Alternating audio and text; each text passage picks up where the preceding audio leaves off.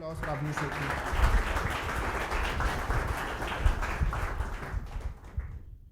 I work with a museum in Ahmedabad. Um, and this museum is called the Conflictorium. It opened in 2013. We're a museum that largely works at the intersection of art practice and conflict transformation. And ever since we opened, we have become some sort of a home for these conversations in Ahmedabad. Conflict is a strange thing in our culture and our context and our time. We don't quite want to talk about it. I remember when we were setting up the museum, in our research phase, we spoke to a lot of people and we said, what do you think about this idea? And a whole bunch of people said, why do you want to resurrect the dead from the grave? Maybe forgetting is a better idea.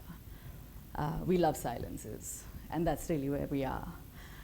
But while we were running this museum, we were curating exhibitions, we were hosting performances and film screenings, and artists came and lived in the building, made work, showed work. We really were asking ourselves the question, what is it that we are really doing, and why are we doing this? And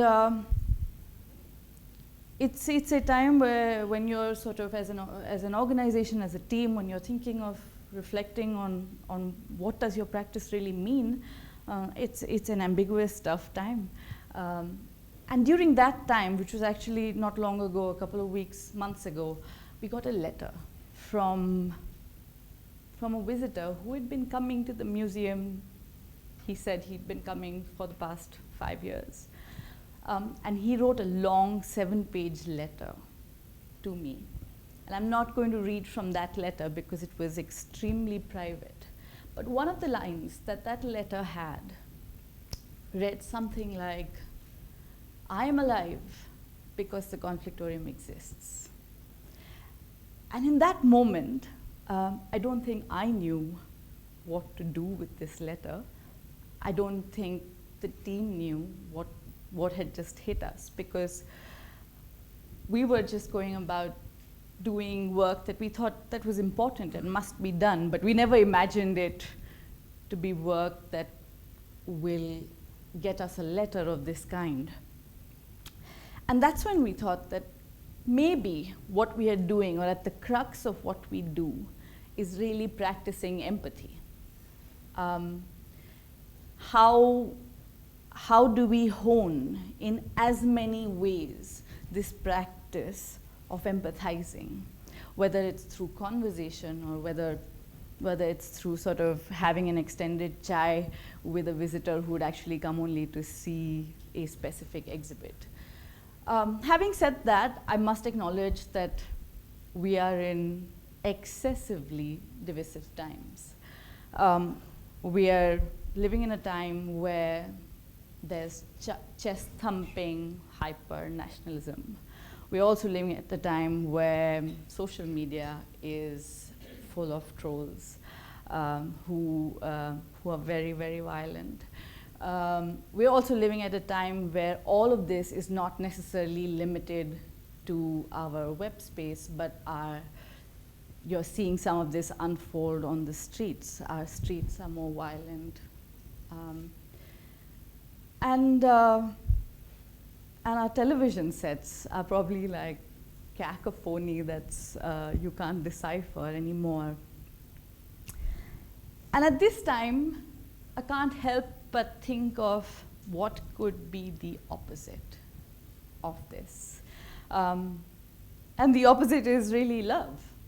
Meaning, I feel like it's an underrated idea these days, and Bollywood might have messed it up for us, reduced it to a sort of obsessive stalking version of love. But what is the most basic exemplar of this love. And I thought that maybe the exemplar is a love letter. Well, I thought about this, that, you know, love letters could be emails, and then I thought about, hey, but our governments also control our emails, and well, an entire people are not allowed to access the internet also, which the UN says now is a human right. So I thought, let's hang on to the good old days and let's think of the love letter. And I was looking at the kind of love letters that exist, that have sort of informed our time. And I wanted to read out a love letter that Vita Sackville West wrote to her lover, Virginia Woolf. And she writes, Thursday, January 21, 1926. I am reduced to a thing that wants Virginia. I composed a beautiful letter to you in the sleepless nightmare hours of the night, and it is all gone. I just miss you in a quite simple, desperate human way. You, with all your undumb letters, would never write so elementary phrase as that. Perhaps you wouldn't even feel it, and yet I believe you'll be sensible of a little gap. But you'd clothe it in so exquisite a phrase that it would lose a little of its reality, whereas with me it is quite stark. I miss you, even more than I could have believed, and I was prepared to miss you a good deal. So this letter is just really a squeal of pain. It is incredible how essential to me you have become. I suppose you are accustomed to people saying these things. Damn you, spoiled creature, I shan't make you love me anymore by giving myself away like this. But oh my dear, I can't be clever and standoffish with you. I love you too much for that. Too truly, you have no idea how standoffish I can be with people I don't love. I have brought it to a fine art, but you have broken down my defenses, and I don't really resent it. Please forgive me for writing such a miserable letter, we. In the love letter, there is no ego. I was imagining that what is the one place that equality was achievable? Because our numbers always sort of tell us differently. But I thought love is potentially a space where we may achieve equality between two people. And so there are letters that are profound. There are letters that speak from the heart to the heart. There are letters that discover the meaning of life. But then there are letters that are mundane. There are letters that take people through the everyday drudgery of existing. There are love letters that tell lovers that I changed a bulb today. And maybe that has some meaning also. I want to read out another love letter to you, which I think has been written with so much painstaking detail by Savitribai Phule to Jyotiba Phule, who was her companion in beginning a process of emancipation for the most marginalized people in this country. And this letter is excerpted from a letter originally written in Marathi, and it's been translated by Sunil Sardar. She says, 29th August 1868, Naigaon, Satara. The embodiment of truth, my Lord Jyotiba, Savitri salutes you. I received your letter. We are fine here. I will come by the 5th of next month. Do not worry on this count. Meanwhile, a strange thing happened here. The story goes like this. One Ganesh, a Brahmin, would go around villages performing religious rites and telling people their fortunes.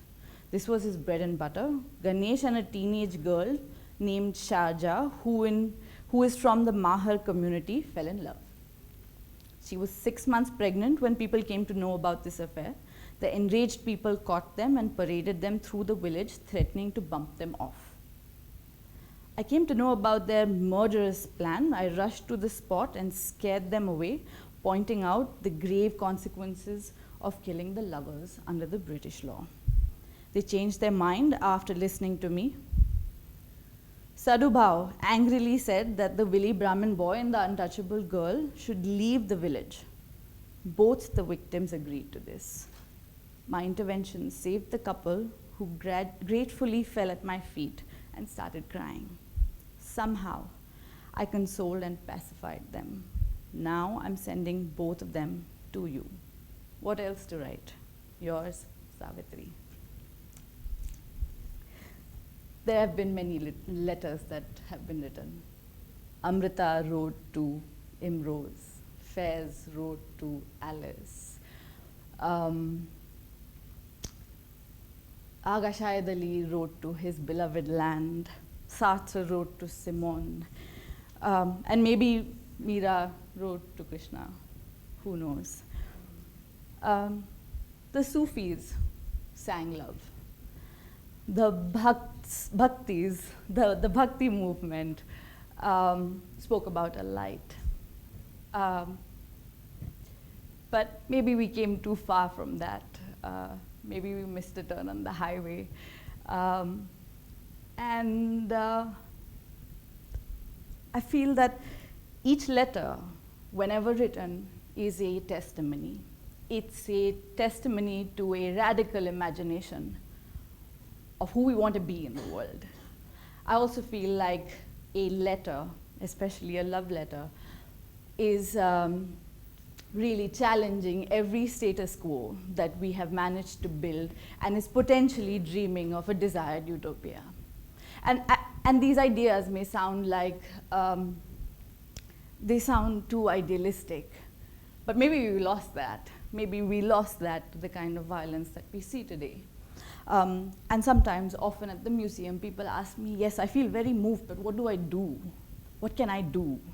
And sometimes I feel like saying to them, which I don't, and I wonder why I don't say it enough, that maybe write a love letter and even tell a lover about what happened to you at the museum. Maybe that will change something.